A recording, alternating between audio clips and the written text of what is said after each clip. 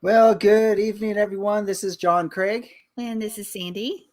and it's good to be with you all this evening on Walking in Spirit. All right. So, what have we been studying? Psalm 23, and we are on verse 5. It's our second week on verse 5. Before we get into a really quick review and go forward, I want us to go ahead and read Psalm 23. Jehovah is my shepherd, I shall not want. He makes me lie down in green pastures. He leads me beside still waters. He restores my soul. He leads me in paths of righteousness for his name's sake. Even though I walk through the valley of the shadow of death, I will fear no evil, for thou art with me. Your rod and your staff, they comfort me. You prepare a table before me in the presence of my enemies. And that's where we're going to stop. That's the beginning of the 5th verse. And just for a quick review, if you didn't tune into us, I encourage you to go to our YouTube channel, and we have all of the shows for walking on a playlist, and go through there and listen, because we talked last time about the tablelands, because the thought was, what does sheep and a table have anything to do with each other?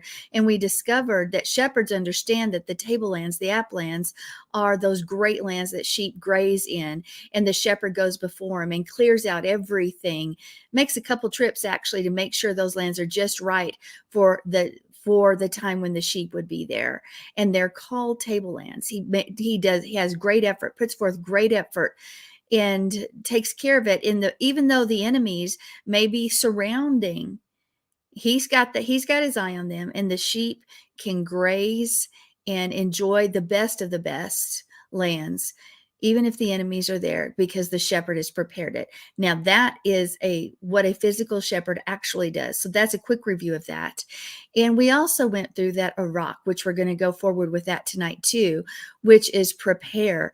And it also means to arrange, to put in order, to really set things, to ordain, to lay things, to set in a row. Those were some of the things we learned about last week. And it's if, when you look at that, then as a review, it's as if Yah is ordaining and preparing something really special, because he goes and he makes a way. He takes great care to make sure everything is set in the proper way. He's arranging things and he's setting them in order. It shows us that everything he does is very, very intentional. It's this intentional kind of preparation for you and for me. It's planned, it's orderly, and he loves us, and he's going to show it through that. Now, that is a quick review for that, but we're going to leap forward. But we're still sitting here on this concept of the preparing a table. And I want us to look at maybe this imagery at the time when this was written. And when you think about that, it's about covenant, it's about fellowship. You're not going to sit there and prepare a table just because, but you're going to prepare that table for those who are in covenant with you. He prepares his table for us because we are in covenant with him. Now, we are going to look at a second way to look at this verse maybe later on in the show.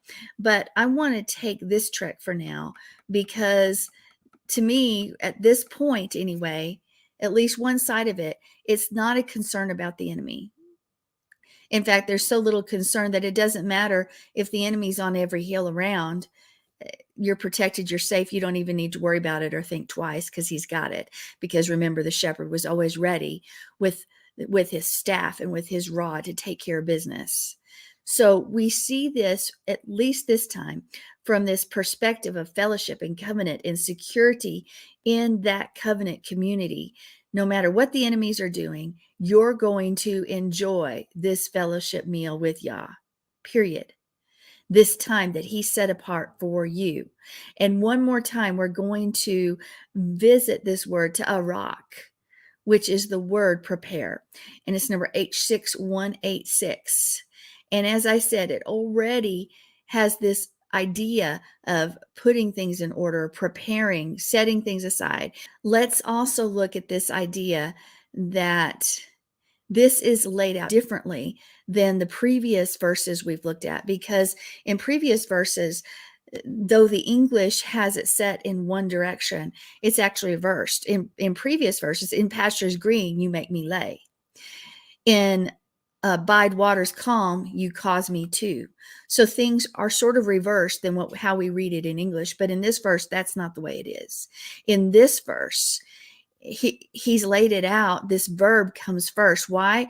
It doesn't say the table you prepare. It says he's prepared a table. Okay. There's a reason, because the table is not the most important thing in this verse. What's really important is that he has prepared. Who? Yehovah, Yahweh. He has prepared. This table is the result of the action of the shepherd. We can't forget that. The action of the shepherd. So it's no longer this perspective from a sheep, from you and from me, that we need the green pastures or the calm waters. Now it's about the shepherd's preparation. It's about Yah's preparation. The table follows after what he's done, but what's important is what he's done. So a rock. How is that spelled? Let's break it down in the paleo and see if it gives us a more clear picture, or does it cause us to reinforce this idea of what the shepherd has done. So ta'arak is spelled with a tav, an ayin, a resh, and a kaf. Now, when we look at that tav, that picture sort of looks like a cross or a mark, an X. It does mean mark or sign or signature, and it can also mean to seal or covenant. Okay, so mark or sign, signature, covenant, we've got that. Now we have the ayin. The ayin, the I, is in paleo, and it means the ability to perceive, to discern, to see, to understand, to experience. It can even mean that womb, the womb of our minds even. So here with the sign or the mark and the experience or the understanding, we're going to go forward and look at the next two letters. And here we have the resh, which is the head, the master, the chief, the beginning. So those three, well, we're looking at these words as the sign or the mark, the covenant that causes us to experience the master. And then the kaf, as we've talked about before, is that open hand. It can mean the open hand. It also represents covenant. So put it all together, and we have this idea that it is the sign, the covenant, that causes us to experience the master who has the palm of his, who has an open hand, which means what? That means he's giving, or some would say a sign of experience of the person with the open hand, but I think it's far more specific than that. It is the sign or the covenant causes us to experience the master of the covenant, or the master with the open hand. That's pretty much a promise that we can hold on to, because as we talked about last time, the master does have an open hand. He's very giving. He is ready to take care of us and do whatever for us whatever we need done as a sheep. Because what did the shepherd do? The shepherd went ahead and prepared the land. He removed poisonous grasses or weeds. He took care that the streams were flowing with no blockages. He removed anything that would be an impediment to the sheep, that could harm the sheep, with a close eye out on wherever the enemy was. He didn't remove the enemy. The enemy might still be somewhere else, but he is taking care of us with that open hand, because we are in covenant with him.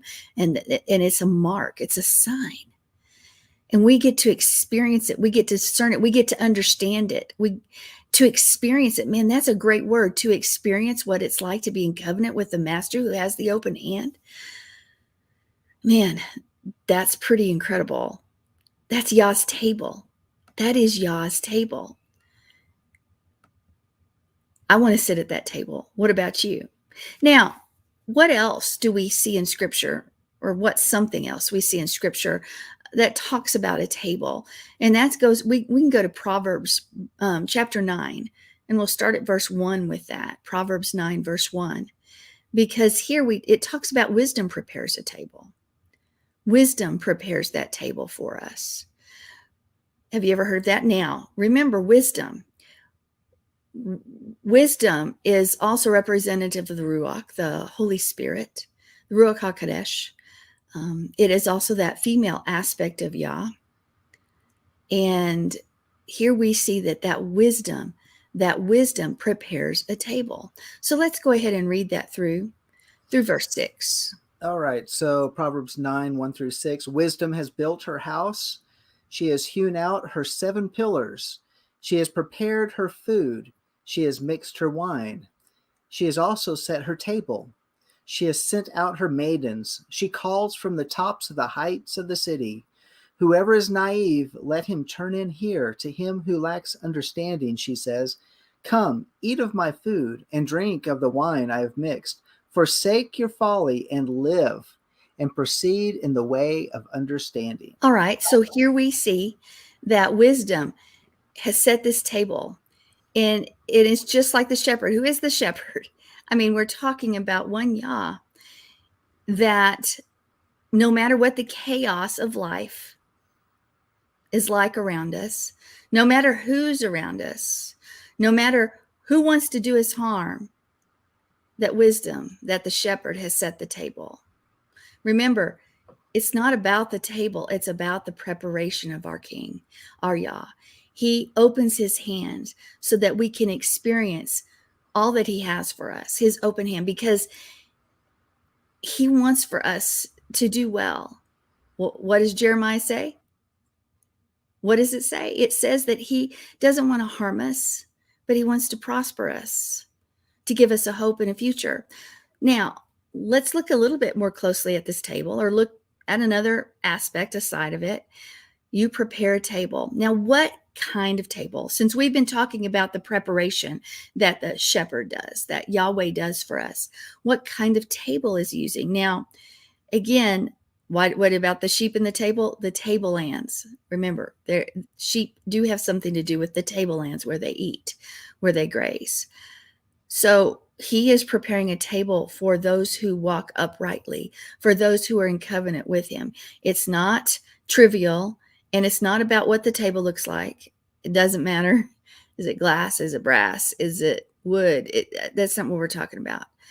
Because the word David chooses is not about the kind of table, but rather, even if you look at it, the rank of the table.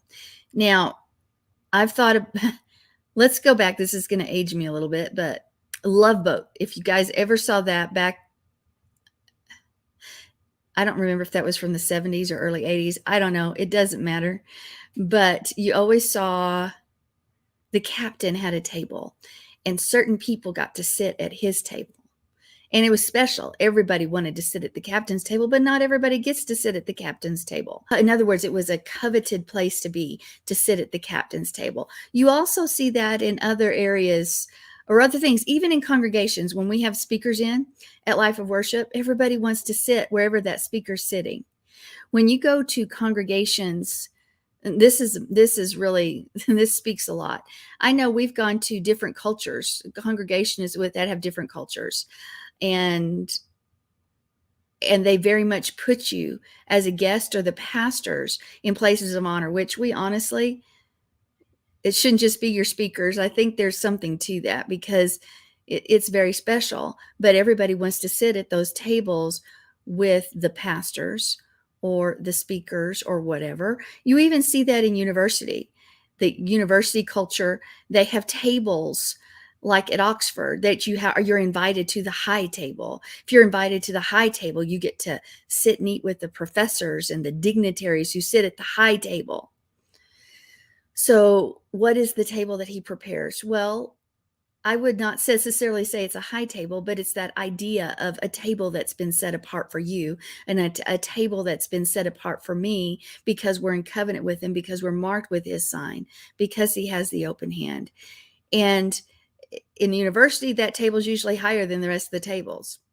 Well, this table is definitely more special than any other table, because it has the finest foods are usually on that high table, and it's reserved for those special guests. Well, guess what? You're the special guest, because the high table, the table where the speakers are, the table where, in some cultures, where the pastors and teachers are, our culture, not so much, unfortunately, but there's recognition and it's privilege and it's status. And so you're special when you get to dine at the captain's table, at the speaker's table, at Yah's table? Well, I was not to jump ahead of you or anything like that, but in context of this verse, it says where it says, "Thou anointest my head with oil." It made me think about whose head gets anointed, and it's the kings get anointed, the The priest. priests get anointed, and those that are leprous, they're being after they've been declared clean. And so I was just thinking about, wow, it's a pretty good status position. In other words, that's how the master looks at us. That's how he looks at us. So thou, oh Yahweh, it's talking about Yahweh, prepares a table before me in the presence of my enemies. So he's setting this thing up right, because he's considering me of high value. That's what I'm getting from what you're saying, and I'm looking at the context of the verse. I think that goes right along with it. Well, the shulchan, which is the word for table, it put in the context of what I'm speaking of, it is showing us that there's this special table he's prepared for his special people. Now we go back to the word that says we are priests and kings, and you just said who's anointed? Priests and kings are anointed. And so that works with that. David sees that Yah invites him and us to understand, to dine with him at his special table.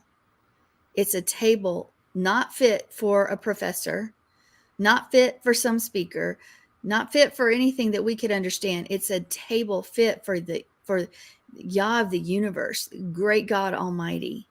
And we are invited to that table. And we always think about on Shabbat or anytime we come together that Yah has prepared this table for us to dine at this meeting time and at every meeting time that he's called his holy days, his set apart days. And it's not necessarily the same food from week to week. Sometimes we get to experience his divine presence through healing, through the word, sometimes we just get to sit in his presence and experience his glory, experience the stillness. Other times we get to be fed through the prophetic word and in other words, his table is full of lush food that we need, and he gives us what we need at the time we need it. That's what happens at his table. And so every Shabbat, I believe when we come together, that's one of the reasons we worship. And so few Hebrew roots congregations do that because they just want the word, and that's so silly, because it's all about them, me, instead of about him. But it's in the midst of him being enthroned in our praises, in him sitting there, that table is prepared, and he gets to rain down that goodness of all the things that he has. But so many of us, not speaking of Life of Worship, and there are other congregations like that too, they want to skip the table altogether and just go and say, give me the meat of the word. I want nothing else. I don't want to experience you. I don't want to converse with you. I don't want to hear what you have to say except what it is for the nuggets of the Torah portion.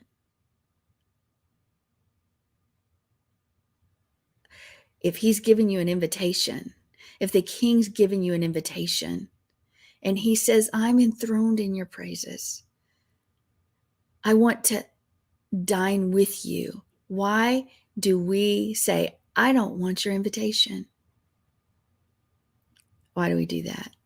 Because he set out a high table. He set out a table full of miracles. It's a miraculous table. It's not a table that just anybody can eat at. It's for those that are in covenant with him, those that love him, those that want to be intimate with him, because there's intimacy at that table. It's the company that we keep there at the table. Who are we dining with? That's important. It's the King of Kings. It's the King of Kings. It's a special table. We see that Yeshua had a special table that he ate at with his disciples. Yeah, he did. And he ate there with more than just once. But at one point, He ate there with even his enemies. We're not going to go to the enemy part quite yet because I'm going to save that for a little bit. But yes, we even see this table that Yeshua prepared, that specifically mentioned towards the end of his walk here on this earth. And it was a table of privilege. It was an honor to sit at that table. He served the bread and the wine, yes, even in the presence of his enemy. He did. But he has invited us to that table. So what I was going to add to that is going back to this word shulchan, talking about a king's table. It's for private use and it's for sacred uses. And the only thing, what I was thinking about that is it just takes me into the temple, and it takes me in, or the tabernacle, and it takes me to the furniture that's right outside of the Holy of Holies. And there's the table of showbread. It is a table that's used for sacred purposes. It's private. The only people that can go in there are the priests. And of course, and what sits on that table but the bread, the showbread. And representing Yeshua is the bread who came down out of heaven. And I was just putting those pieces together as I was thinking about that the king, who is the bread of life, has set that before us, and so that we can be in his presence. And of course, the temple and the holy place and the Holy of Holies is in his presence. And so what a beautiful picture that is. You prepare a table. That it gives, it's temple language right here. Right. Keep that vein of thought, because we're going to talk more of that here in a few minutes. But I wanted us to leap over, and we're going to go back and forth between table and these concepts. But this word before me, because it's lipane or panim. So where do we hear this? Well, I want us to think about that, because it's panima panim, face to face. We've heard that before, right? So before me, see, Yah knows the best part of the meal is what? Is it necessary, the eating, or is it in the preparation? We've been talking about the preparation, the cooking all this time. So obviously the preparation is what's so important. And it's wonderful to eat the fruits of your labor. But what about being in the kitchen as the table's being prepared? Talking with someone as they're preparing that great meal that you're about to eat, partaking or just observing that is very special. So you get to witness how everything is put together, witness the fresh foods, witness the expertise of the cook or the chef or whomever is preparing. You get to see the secrets of the recipes. You get to see the secrets of how the meal's put together. You get to smell the smells and taste and see and experience the ambiance of that meal, even in its preparation, as each piece of the puzzles being placed strategically together. And so sometimes in some restaurants around the world, the best table they put in the kitchen. Now, I've never experienced that before, but I've read about it. So, okay. So the best table's in the kitchen, so they get to observe all that's going on. But David wants us to see that Yah is not a chef behind the scenes. He's much more than that. He doesn't make this meal. That's hidden away from us. He doesn't hide all these from us. What does it say? He prepares a table before me. And when you look at that word, lipane, or it's in your face, it's right in front of me. He's preparing the table right in front of me. I get to be in on the secrets. I get to be in on how he's bringing all these plans together, how he is putting everything together so that he can bless you and he can bless me, because that lipane is from the word face, panim. It's done right in front of us. His miraculous power is done right in front of us. The miracle of his kitchen, the revelation, isn't a mystery. It's not something that we have to guess. No, he's doing it before you. He's doing it before you. it's revealing so many things about who he is because he is so good all the time. We get to watch him work. We get to watch his handiwork. David saw his handiwork. Every day he is arranging a meal for you. Every day he is arranging a meal for me. And he wants us to experience that with him.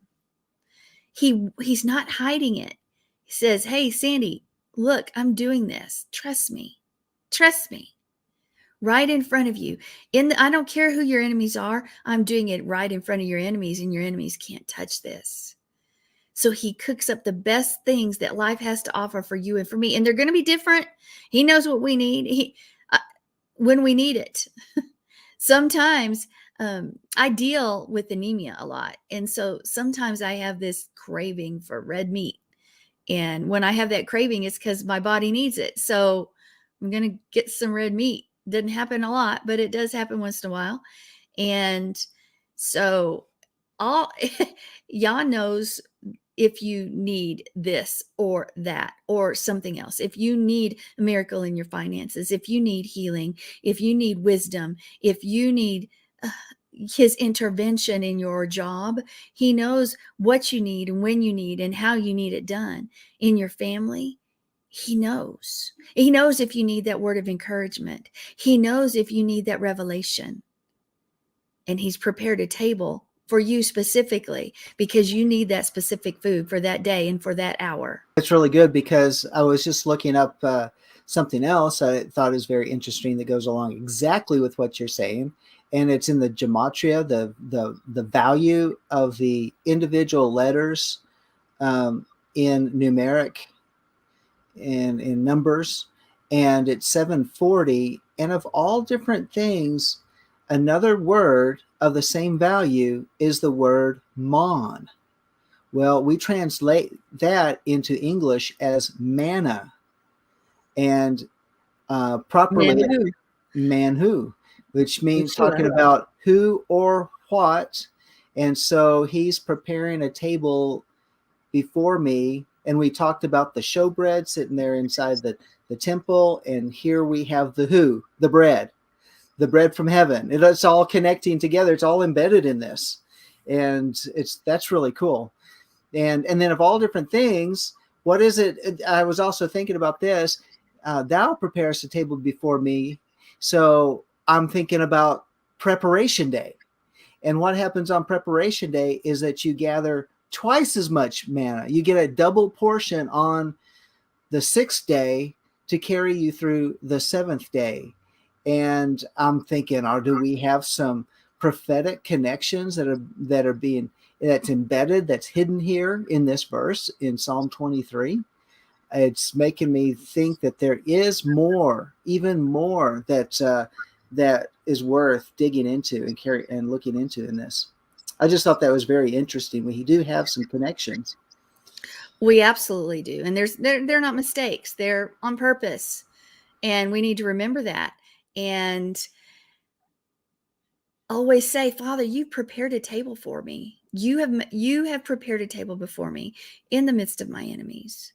Let me sup at that table. Let me not be so rushed and rush through that meal, but let me take the time to sit and sup with you, to eat all that you've called me and appointed me to eat at this time. Are we people that get hungry when we're eating in his kitchen, in Yah's kitchen, so to speak? When we are eating his food, spending time in his presence in that prayer closet, do we find ourselves wanting more of what he's prepared? Are we hungering for more of what he's prepared? Are we just there to get it done? How fast can we get it done, get through, go on and do the next thing? Because he is doing what he's doing right in front of our face. He's working all things together for good because we love him. Now, I'm going to give you a quick example. My mom always told me, she said, do not let your husband or your kids know everything that you put in every ingredient that you put in this particular dish or that particular dish, because if they get picky and they're not familiar, then they'll say, ooh, I don't want it. But if they'll just eat it without knowing what's in there, they'll think it's good. And why do I say that? because sometimes we don't like the ingredients he's putting in. He lets us see them. He's not hiding them from you. He lets us see those ingredients, and we may thumb our noses up and say, I don't like those ingredients. But he said, just wait. Just wait. It's going to be good. If you trust me, just wait, because I'm preparing this meal for you. I'm preparing it. I'm preparing that meal for you so that you will be taken care of, so that you will be satisfied. He's delivering the only meal that will satisfy you and that will satisfy me. And we can't get it anywhere else. We'll look for substitutes. We may skip this part of what he has for us and just go to running around and hanging around with him, which is good. That's good too. But to sit and sup with him, to take the time and hear his voice and have that intimate time of sharing. The table, think about that. Where you sit at the table, that's sometimes the best conversation the family has all week. And when we rush through our Shabbat meal with him just to get to the next thing, or skip the dessert, many times the Torah portion is first and dessert is, and some more of that word comes after that, worship and things, but we just skip, or we just eat one course, and he set out 6 courses for us. Then we are thumbing our nose at the whole meal of the day. Remember, the whole day is about him anyway. It's not supposed to be about us and pleasing us, doing things for our pleasure.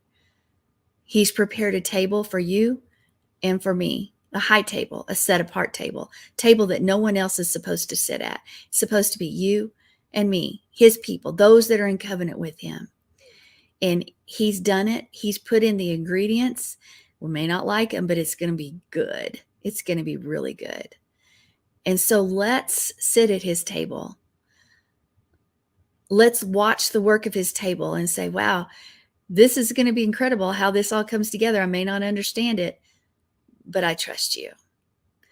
All right. Well, we are going to look at this from a different side next week, or it's not different. Well, it is different. And as I said this week, I think this is about him and us and covenant. But we are going to look at a different direction and bring in our enemies a little bit on the next one. So with that being said, I guess it is time to end this part of the show and continue to the next part. And we want to thank you for joining us here on Walking in Spirit and Truth. So the next part of the show is the Craig Report. You want to stick with us here on the Lamb Network. And tonight we've got some subjects we need to talk about, some things that we need to have better understanding and how it connects to the biblical narrative. You'll need to go over to the network, to lambnetwork.tv to watch it, or over there on Twitch under Lamb Network. And so join me on the other side as we go into the Craig Report. So until next time, shalom. We are richly blessed to bring you what we believe is the fullest, most diverse, yet up-to-date progressive teachings, discussion, and prayer programming you can find anywhere on this planet. Be sure to take the tour of the MessianicLambRadio.com website. I'm Susan Hoogie, thanking you for joining us on the Messianic Lamb Video Network.